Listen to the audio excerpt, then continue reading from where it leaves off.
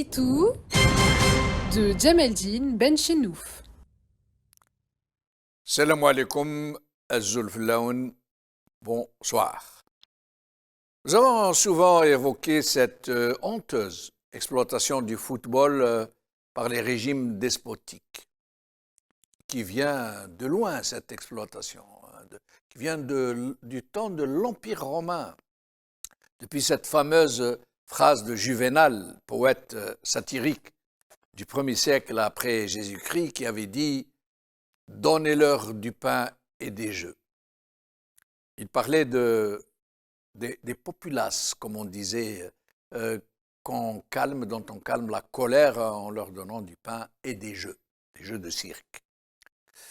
C'est un secret de Polichinelle en Algérie où le régime a tout fait pour contrôler la formidable capacité de mobilisation des supporters de football.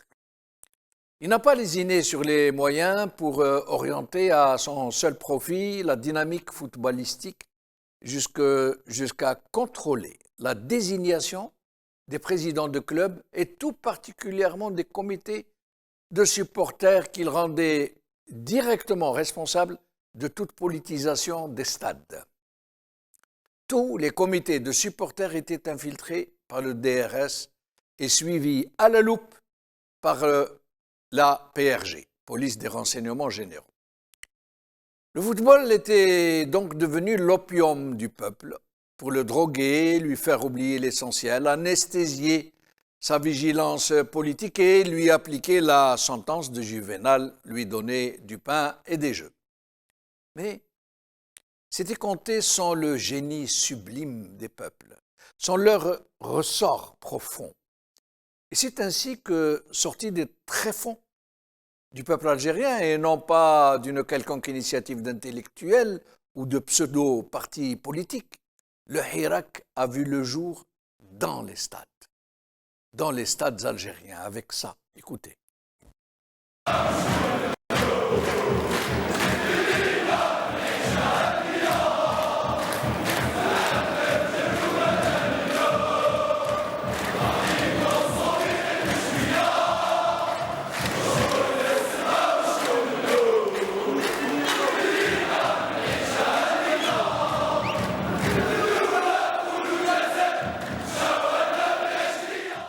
Oui, mes chers amis, c'est dans les stades que s'est exprimée la conscience politique des Algériens, dans ces couches populaires les plus déshéritées, que les habituels politicards toisaient de haut par-dessus la jambe. Et quelle magnifique expression politique, quelle haute tenue politique, quel pacifisme, quel civisme, quel enthousiasme, quelle chaleur humaine. Ce fut comme le signal d'une immense clameur, un flamboiement d'amour des Algériens pour leur patrie meurtrie.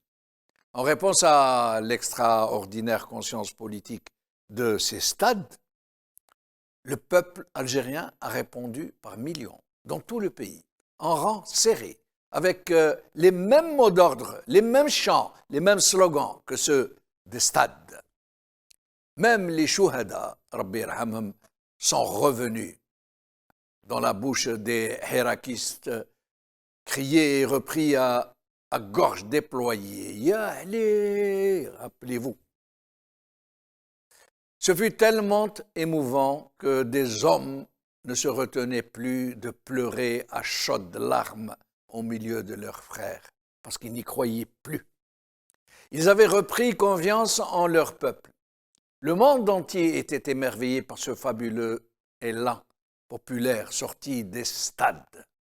Et c'est précisément ce qui vient de se reproduire à une dimension différente, dans un contexte différent, mais non moins émouvant, non moins prometteur.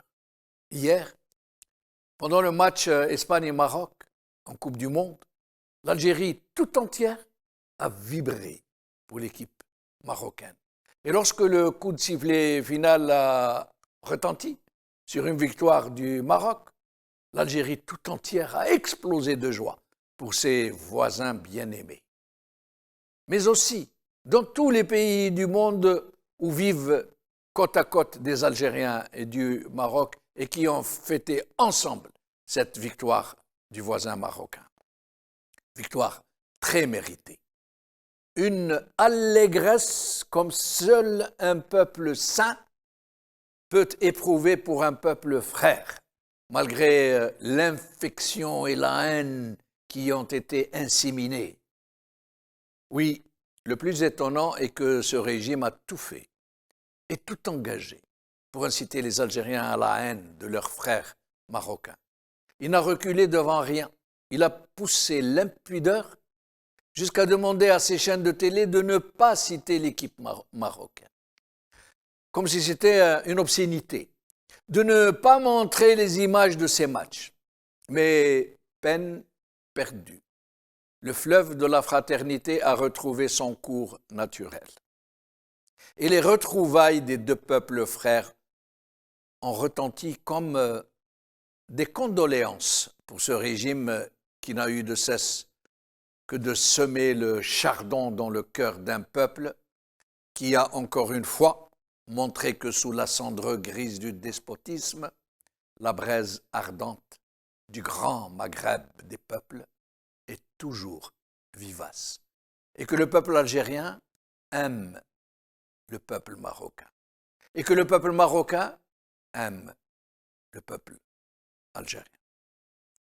Bravo.